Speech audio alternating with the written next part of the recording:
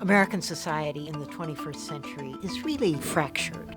Increasingly, we are segregated, not just by race, as we have always been, but more and more by social class and education. People live in their own neighborhoods with people like themselves, don't mix with others who are less fortunate.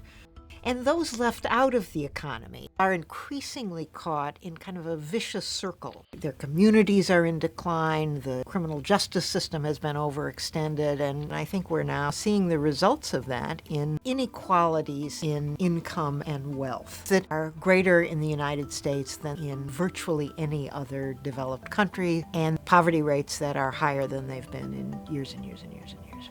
46 million Americans are now living in families with incomes below the poverty line. So there's a lot of suffering going on out there.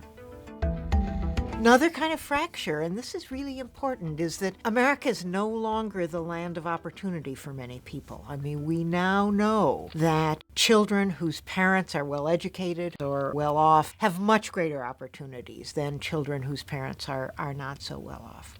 You know, over time, Americans have always prided themselves on taking care of those among them who need help. And it's always been about more than just government.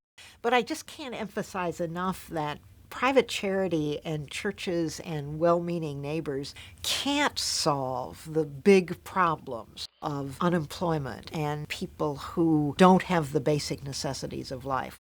And I think what I worry about now is that our willingness to use government to extend our compassion, our care for each other, is really under attack.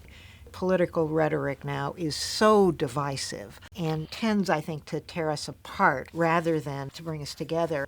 And so rebuilding trust among people and trust in the polity and trust in government is crucial, because nobody's going to be willing to increase government programs until we feel like we're all in this together. And it's just so important, I think, that people see themselves as part of the overall fabric of the society.